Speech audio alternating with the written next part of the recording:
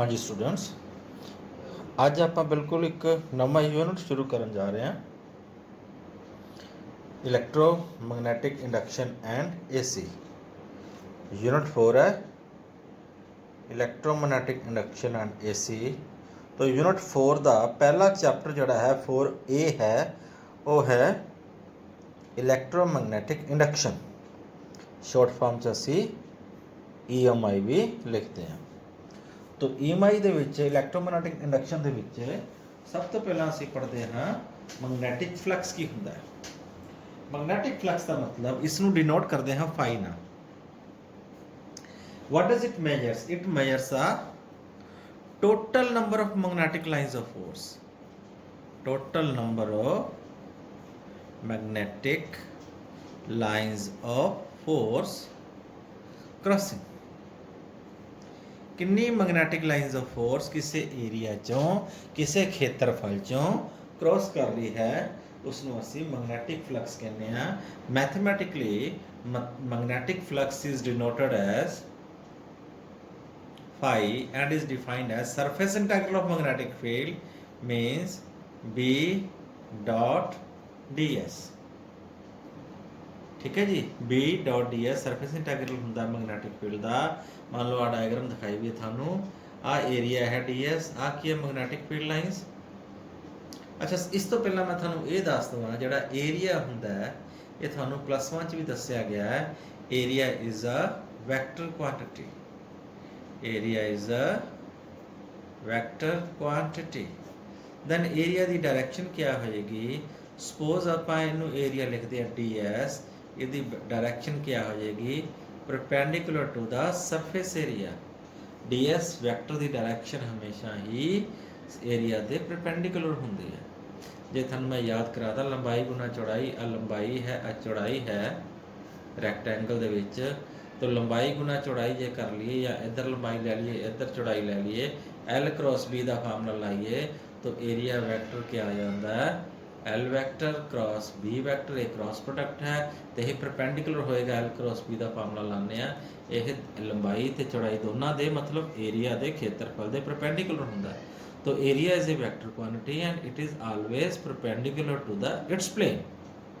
हुण आ तुहाडे सामने डायग्राम दिखा रखी है, आ मैग्नैटिक फील्ड लाइन्स ने ते आ डी एस है, आ डी एस वैक्टर है। इन्हां दोनों के विचकार एंगल थीटा है। तो मैग्नैटिक फ्लक्स को लिख सकते हैं surface integral of B D S cos of theta.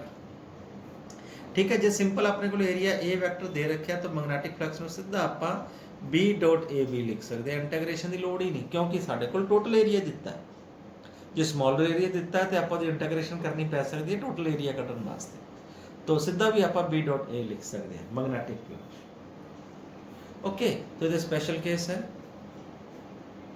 Special case number 1 आ केस है कि जब बच्चा की दसिया कि when area is parallel to the magnetic field, area parallel है लेकिन एरिया वैक्टर ते मैग्नेटिक फील्ड दे विच एंगल 90 दा हो जाता, दैन मैग्नेटिक फ्लक्स उदों पाई की वैल्यू क्या लिखांगे?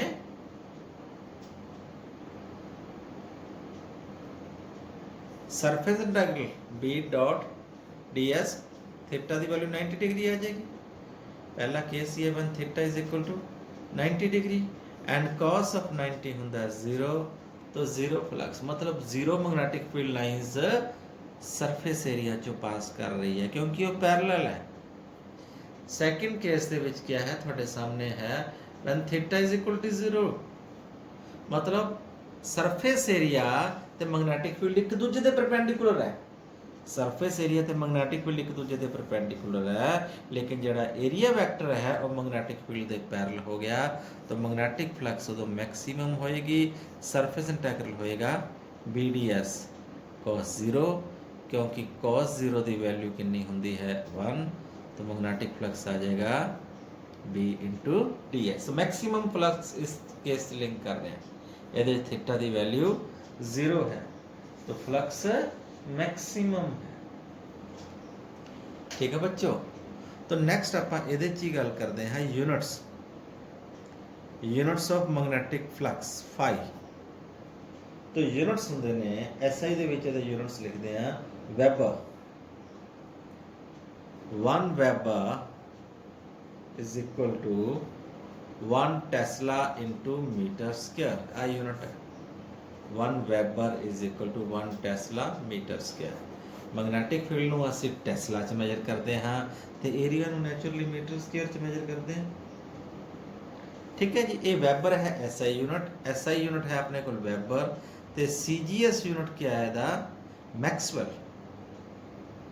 तो 1 weber is equal to 10 raise to power 8 maxwell. ਇਹਦੀ ਕਨਵਰਜਨ ਵੈਲਿਊ ਵੀ ਪਤਾ ਹੋਣੀ ਚਾਹੀਦੀ ਹੈ ਕਿਉਂਕਿ ਕੁਝ ਨਿਊਮੈਰੀਕਲ ਕਰਨੇ ਪੈ ਸਕਦੇ ਆ ਜਿਹਦੇ 'ਚ ਆਪਾਂ ਨੂੰ ਮੈਕਸਵੈਲ ਪਤਾ ਹੋਣਾ ਚਾਹੀਦਾ ਹੈ। ਓਕੇ ਜੀ, ਇਹ ਹੈ ਮੈਗਨੈਟਿਕ ਫਲਕਸ। ਅੱਗੇ experiments of Faraday and Henry.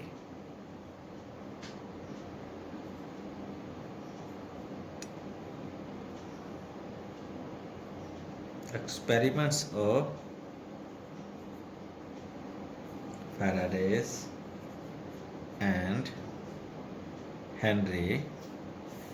ये दो साइंटिस्ट सी जिन्होंने एक्सपेरिमेंट किया। Experiment number 1,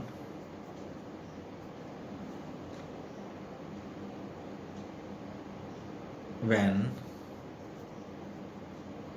movable coil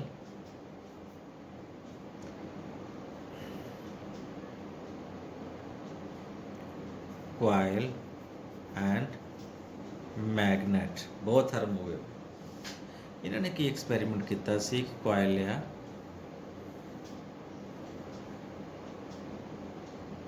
coil दे दोनों टर्मिनल्स गैल्वेनोमीटर अटैच करता, एक बार मैगनेट लिया नॉर्थ एंड साउथ जिहदी मैगनेटिक फील्ड लाइन्स इस तरह होंगी। इसनूं मूव किया, मतलब या तो कॉइल नूं, this is a coil, this is a bar magnet, मीनस या तो बार मैगनेट नूं कॉइल वाल मूव करता या कॉइल नूं बार मैगनेट वाल मूव किया। व्हाट इज द ऑब्जर्वेशंस, की ऑब्जर्वेशन सी इहदे च क्या गैल्वेनोमीटर शोज अ डिफ्लैक्शन। ध्यान नाल सुनियो, बड़ी इंपॉर्टेंट है। इस ऑब्जर्वेशन च की कीता उन्होंने, whenever there is a relative motion between the bar magnet and the coil, bar magnet and a coil ਦੇ ਵਿੱਚ relative motion ਦਾ ਮੇਰਾ ਭਾਵ ਹੈ ਕਿ coil ਖੜਾ ਹੈ, bar magnet coil ਵੱਲ ਜਾ ਰਿਹਾ, ਜਾਂ coil ਖੜਾ, bar magnet coil ਤੋਂ ਦੂਰ ਜਾ ਰਿਹਾ ਹੈ। relative motion ਹੋ ਗਿਆ। ਨੰਬਰ 2, bar magnet ਖੜਾ, coil bar magnet ਵੱਲ ਜਾ ਰਿਹਾ, ਜਾਂ ਕੋਇਲ ਮੈਗਨੇਟ ਤੋਂ ਦੂਰ ਜਾ ਰਿਹਾ। ਇਹਨਾਂ ਸਾਰਿਆਂ ਕੇਸਿਸ ਦੇ ਵਿੱਚ ਗੈਲਵੇਨੋਮੀਟਰ ਦੇ ਵਿੱਚ ਡਿਫਲੈਕਸ਼ਨ ਆਉਂਦੀ ਹੈ। ਗੈਲਵੇਨੋਮੀਟਰ ਸ਼ੋਜ਼ ਡਿਫਲੈਕਸ਼ਨ। ਗੈਲਵੇਨੋਮੀਟਰ ਬੱਚੇ ਮੈਂ ਤੁਹਾਨੂੰ ਮੈਗਨੈਟਿਕ ਇਫੈਕਟਸ ਆਫ ਕਰੰਟ ਦੇ ਵਿੱਚ ਦੱਸਿਆ ਸੀ। ਗੈਲਵੇਨੋਮੀਟਰ ਇੱਕ ਐਸਾ ਇੰਸਟਰੂਮੈਂਟ ਹੈ ਜਿਹਦੇ ਬੱਚੇ ਸੈਂਟਰ 'ਚ ਜੀ ਹੁੰਦੀ, ਜ਼ੀਰੋ ਹੁੰਦੀ ਹੈ।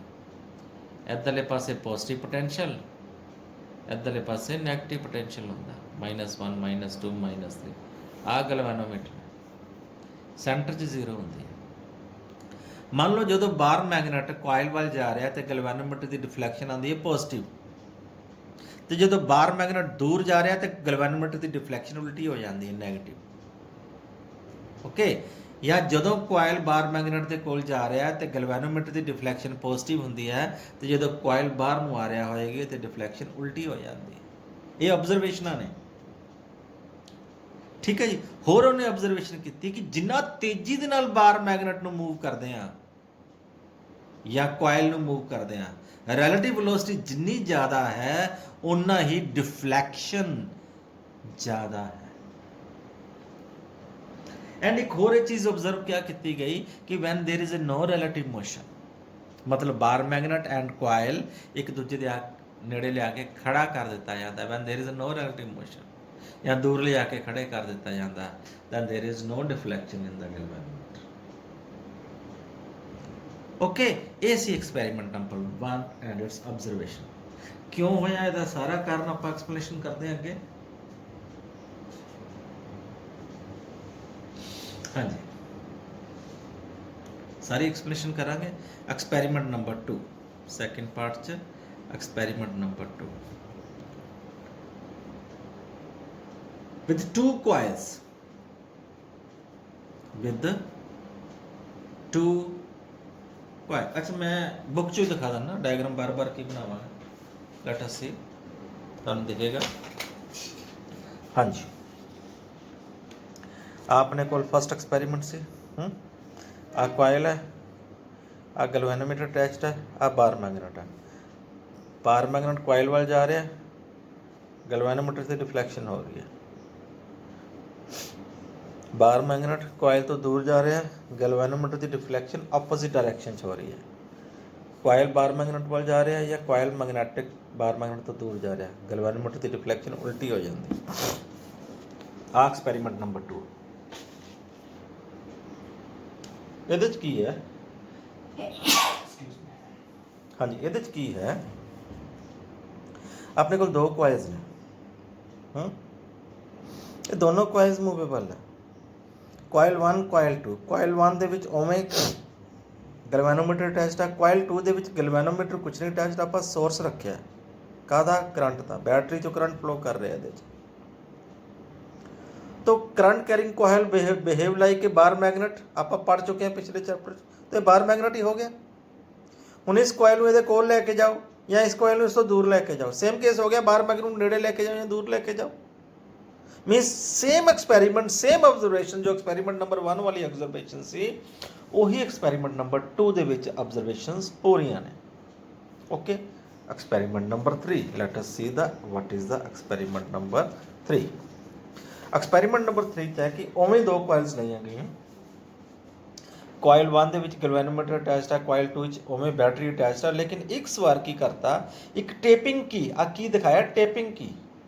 ये टेपिंग की हुंदी है, जिवें अपने घंटे वाला स्विच हुंदा ना कि उहनूं प्रैस करोगे तो करंट ऑन होगा, छड्डोगे तो करंट ऑफ हो जाता, मतलब ऑफ हो जाता। उदां दी की है, प्रैस करोगे तो करंट फ्लो कर दूगा, छड्ड दोगे तो करंट ਉੱਪਰ ਚੜ ਜਾਣੀ ਹੈ, ਸਪਰਿੰਗ ਲੱਗਿਆ ਉਹਦੇ ਸਰਕਟ ਬ੍ਰੇਕਅਪ ਹੋ ਜਾਣਾ, ਉਹ ਹੈ। ਹੁਣ ਇਹਦੇ 'ਚ ਦੋਨੋਂ ਕੋਇਲਸ ਮੂਵ ਨਹੀਂ ਕਰਦੀਆਂ, ਅਸੀਂ ਕੀ ਕਰਦੇ ਹਾਂ, ਕੀ ਨੂੰ ਪ੍ਰੈਸ ਕਰਦੇ ਹਾਂ। ਜਦੋਂ ਕੀ ਨੂੰ ਪ੍ਰੈਸ ਕਰਤਾ ਇਸ ਕੋਇਲ ਦੇ ਵਿੱਚ, ਕੋਇਲ 2 ਦੇ ਵਿੱਚ ਕਰੰਟ ਫਲੋ ਹੋਣਾ ਸ਼ੁਰੂ ਹੋ ਜਾਏਗਾ, ਗੈਲਵੇਨੋਮੀਟਰ ਦੀ ਡਿਫਲੈਕਸ਼ਨ ਹੋ ਜਾਏਗੀ। ਵੇਖਦੇ ਕੁਝ ਸਮੇਂ ਬਾਅਦ ਗੈਲਵੇਨੋਮੀਟਰ ਦੀ ਡਿਫਲੈਕਸ਼ਨ ਖਤਮ ਹੋ ਜਾਂਦੀ ਹੈ, ਕਰੰਟ ਫਲੋ ਹੋ ਰਿਹਾ ਹੈ, ਕੰਟੀਨਿਊ ਫਲੋ ਹੋ ਰਿਹਾ, ਲੇਕਿਨ ਗੈਲਵੇਨੋਮੀਟਰ ਦੀ ਡਿਫਲੈਕਸ਼ਨ ਬੰਦ ਹੋ ਜਾਂਦੀ ਹੈ। ਫਿਰ ਕੀ ਕਰਦੇ ਹਾਂ, ਕੀ ਨੂੰ ਅਸੀਂ ਰਿਲੀਜ਼ ਕਰ ਦਿੰਦੇ ਹਾਂ, ਛੱਡ ਦਿੰਦੇ ਹਾਂ, ਅੰਗੂਠਾ ਛੱਡ ਦਿੰਦੇ ਹਾਂ, ਕਰੰਟ ਡਿਸਕਨੈਕਟ ਹੋ ਜਾਂਦਾ। ਜਦੋਂ ਕਰੰਟ ਡਿਕਰੀਜ਼ ਕਰਦਾ, ਇਹਦੇ 'ਚ ਦੇਖਦੇ ਹਾਂ ਗੈਲਵੇਨੋਮੀਟਰ ਦੀ ਡਿਫਲੈਕਸ਼ਨ ਉਹਨੂੰ ਪੁੱਠੇ ਪਾਸੇ ਹੋਈ। ਕਰੰਟ ਕੀ ਪ੍ਰੈਸ ਕਰਨ ਤੇ ਗੈਲਵੇਨੋਮੀਟਰ ਦੀ ਡਿਫਲੈਕਸ਼ਨ ਇੱਕ ਪਾਸੇ ਹੋ ਰਹੀ ਹੈ, ਕੀ ਰਿਲੀਜ਼ ਕਰਨ ਤੇ ਗੈਲਵੇਨੋਮੀਟਰ ਦੀ ਡਿਫਲੈਕਸ਼ਨ ਦੂਜੇ ਪਾਸੇ ਹੋ ਰਹੀ ਹੈ। ਲੇਕਿਨ ਜਦ ਤੱਕ ਇਹਦੇ 'ਚ ਕਰੰਟ ਗਰੋਥ ਕਰਦਾ ਹੈ, ਮਤਲਬ ਜਦੋਂ ਗਰੋਥ ਮੈਕਸਿਮਮ ਹੋ ਜਾਂਦਾ, ਗੈਲਵੇਨੋਮੀਟਰ ਦੀ ਡਿਫਲੈਕਸ਼ਨ ਬੰਦ ਹੋ ਜਾਂਦੀ। ਹੁਣ ਛੇਤੀ ਕੀ ਨੂੰ ਪ੍ਰੈਸ ਕਰਦੇ ਆ ਤੇ ਛੇਤੀ ਕੀ ਨੂੰ ਰਿਲੀਜ਼ ਕਰਦੇ ਆ ਤੇ ਮੈਗਨੀਟਿਊਡ ਆਫ ਡਿਫਲੈਕਸ਼ਨ ਜਿਹੜੀ ਹੈ ਗੈਲਵੇਨੋਮੀਟਰ ਦੇ ਵਿੱਚ ਵੱਧ ਜਾਂਦੀ ਹੈ। ਠੀਕ ਹੈ ਜੀ, ਇਹ ਨੇ ਫੈਰਾਡੇਜ਼ ਲਾ ਆਫ ਐਕਸਪੈਰੀਮੈਂਟਸ। ਹੁਣ ਅੱਗੇ ਆਪਾਂ ਕਰਦੇ ਹਾਂ Faraday's law of electromagnetic induction. Let's discuss it, very important. On the basis of these experiments, ਇਹਨਾਂ ਐਕਸਪੈਰੀਮੈਂਟ ਇਹਨਾਂ ਪ੍ਰਯੋਗਾਂ ਦੇ ਆਧਾਰ ਤੇ ਫੈਰਾਡੇ ਨੇ ਬੜਾ ਇੰਪੋਰਟੈਂਟ ਲਾ ਦਿੱਤਾ, Faraday's law of electromagnetic induction. Very important, ਧਿਆਨ ਨਾਲ ਸੁਣਿਓ, एग्जाम ਦੇ ਵਿੱਚ ਬੋਰਡ ਦੇ ਵਿੱਚ ਬਹੁਤ ਚਾਂਸਿਸ ਹੈ ਇਸ ਨੂੰ ਪੁੱਛੇ ਜਾਣ ਦੇ। हाँ जी, 2 नियम दिते ने। First La of EMI electromagnetic induction की क्या है, whenever a magnetic flux linked with a circuit changes and EMF is induced। Experiments की देखदा सी कि जिवें फ्लक्स चेंज करदा है, फ्लक्स मैं तुहानूं हुणे दस्सिया, फ्लक्स दा मतलब हुंदा number of magnetic field lines. ਹੁਣ ਜਦੋਂ ਬਾਰ ਮੈਗਨੇਟ ਕੋਇਲ ਦੇ ਅੰਦਰ ਆ ਰਿਹਾ ਤਾਂ ਮੈਗਨੈਟਿਕ ਫਲਕਸ ਵੱਧ ਰਿਹਾ, linked with the coil, circuit ਦੇ ਵਿੱਚ ਮੈਗਨੈਟਿਕ ਫਲਕਸ ਵੱਧ ਰਿਹਾ। ਵੈਨਐਵਰ ਇਹ magnetic flux linked with the coil changes ਸ਼ਬਦ ਵਰਤ ਰਿਹਾ ਮੀਨਸ ਫਲਕਸ ਵਧੇ ਜਦੋਂ ਬਾਰ ਮੈਗਨੇਟ ਬਾਹਰ ਜਾ ਰਿਹਾ ਉਦੋਂ ਫਲਕਸ ਘਟ ਰਿਹਾ whenever a magnetic flux linked with a coil changes and induced EMF is induced in the circuit ਦੇ ਵਿੱਚ EMF induced ਹੁੰਦੀ ਹੈ okay and the induced EMF lasts as long as the change flux continues induced EMF ਕਦੋਂ ਤੱਕ ਰਹਿੰਦੀ ਹੈ ਜਦੋਂ ਤੱਕ ਕਿ ਚੇਂਜ ਰਹਿੰਦੀ ਹੈ ਸਮਝਾਇਆ ਮੈਂ ਦੁਬਾਰਾ ਪੰਜਾਬੀ ਚ ਸਮਝਾ ਰਿਹਾ ਕਿ ਜਦੋਂ ਤੱਕ ਬੱਚੋ ਸਰਕਟ ਦੇ ਕਾਰਨ ਜਿਹੜਾ ਫਲਕਸ ਹੈ ਮਤਲਬ number of magnetic field lines change ਹੋਣਗੀਆਂ ਵਧਣਗੀਆਂ ਜਾਂ ਘਟਣਗੀਆਂ ਉਦੋਂ ਤੱਕ ਇਸ ਸਰਕਟ ਦੇ ਵਿੱਚ ਦੇਖੋ ਇਹਦੇ ਚ ਕੋਈ ਸੋਰਸ ਆਫ ਕਰੰਟ ਨਹੀਂ ਹੈ ਲੇਕਿਨ ਕਰੰਟ ਫਿਰ ਵੀ ਪੈਦਾ ਹੋ ਰਿਹਾ ਹੈ and induced EMF is induced in the circuit and induced EMF lasts as long as मतलब EMF ਕਦੋਂ ਤੱਕ ਰਹਿੰਦੀ ਹੈ ਸਰਕਟ ਦੇ ਵਿੱਚ ਜਦੋਂ ਤੱਕ ਚੇਂਜ ਹੁੰਦੀ ਰਹਿੰਦੀ ਹੈ ਜਦੋਂ ਚੇਂਜ ਹੋਣਾ ਬੰਦ ਹੋ ਜਾਂਦਾ ਹੈ when change stops EMF stops EMF ਹੈ ਤੇ ਕਰੰਟ ਹੈ ਇਹ ਹੈ ਫਸਟ ਲਾ now second law of electromagnetic induction ਕੀ ਕਿਹਾ ਗਿਆ ਹੈ ਕਿ magnitude of the induced EMF is directly proportional to the rate of change of flux d phi upon dt ठीक है जी तो जितना ज़्यादा फ्लक्स चेंज करेगा उतनी ही ज़्यादा EMF इंड्यूस्ड हो जाएगी suppose let us suppose phi1 is the initial flux पहला फ्लक्स सी ਉਹਦੇ ਚ phi1 phi2 क्या हो गया final flux and what is change in flux d phi phi2 minus phi1 and dt is time t then induced EMF can be written as E is directly proportional to phi2 minus phi1 upon t E is equal to any constant k phi2 minus phi1 upon t where k is constant ਇਸ ਦੀ value ਜਿਹੜੀ ਹੁੰਦੀ ਹੈ that is 1 ਹੈ SI ਦੇ ਵਿੱਚ induced EMF is equal to phi2 minus phi1 upon t तो यहाँ rate of change of flux भी लिख सकते हैं ਇਹਦੇ induced EMF can be written as minus d phi upon dt negative sign क्या शो करता है वेरी इंपॉर्टेंट गल ध्यान नाल सुनियो negative sign indicates opposing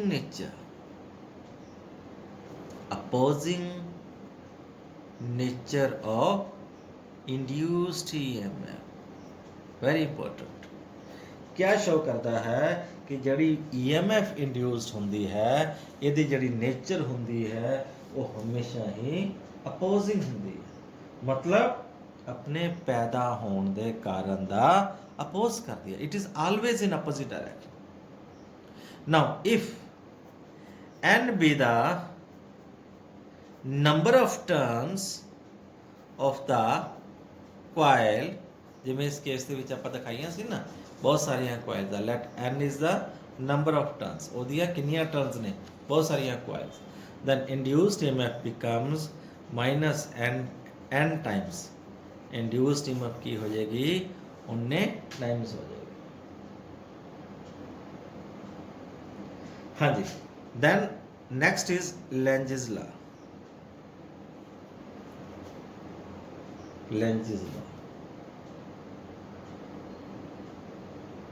now Lenz ने क्या ला देता it gives the direction of induced current it gives the direction of induced current इसने ला दिता कादे वास्ते to find the direction of induced current कि किस डायरेक्शन दे विच करंट इंड्यूस्ड होता this indicates induced current is always in such a way it opposes its cause देखो वर्डिंग ध्यान नाल सुनने वाली है कि इंड्यूस्ड करंट दी डायरेक्शन इस तरह दी होएगी will appear in such A direction that it opposes the it's cause अपने पैदा होने दे कारण दा अपोज करता है means it opposes the change of magnetic flux responsible for its production. Means current हमेशा इस डायरेक्शन पैदा होएगा। ये क्यों पैदा होया? क्योंकि फ्लक्स चेंज होया। मतलब ये चेंज ऑफ फ्लक्स ਨੂੰ ਅਪੋਜ਼ ਕਰੇਗਾ। मीन्स जो फ्लक्स वध रहा है ये रोकेगा उसਨੂੰ ਵਧਾਉਣ ਤੋਂ, ਘਟਾਏਗਾ। ਜੇ फ्लक्स घट रहा है ये ਵਧਾਉਣ ਦੀ कोशिश करेगा। ओके, दिस इज लेंजिस ला। ठीक है, ਇੰਨਾ ਬਹੁਤ ਅੱਜ ਵਾਸਤੇ, ਇਹਨੂੰ ਪੜ੍ਹ ਲਿਓ। ਜੇ ਲੈਂਜਸ ਲਾ ਨਾ ਸਮਝ ਆਇਆ ਤਾਂ ਤੁਹਾਨੂੰ ਕੱਲ ਡਿਟੇਲ ਦੇ ਵਿੱਚ ਸਮਝਾਵਾਂਗਾ, ਗਰੰਟੀ ਹੈ ਤੁਹਾਡੇ ਪੱਲੇ ਪਾ ਦਾਂਗਾ। ਪਰ ਆਹ ਵੀਡੀਓ ਨੂੰ ਚੰਗੀ ਤਰ੍ਹਾਂ ਦੇਖਿਓ। ਠੀਕ ਹੈ, ਫਿਰ ਲੈਂਜਸ ਲਾ ਨੂੰ ਕੱਲ ਦੁਬਾਰਾ ਤੋਂ ਬੜੇ ਇੰਟਰਸਟਿੰਗ ਤਰੀਕੇ ਨਾਲ ਵਿਦ ਐਗਜ਼ਾਮਪਲਸ ਕਰਾਂਗੇ। Thank you, have a nice day.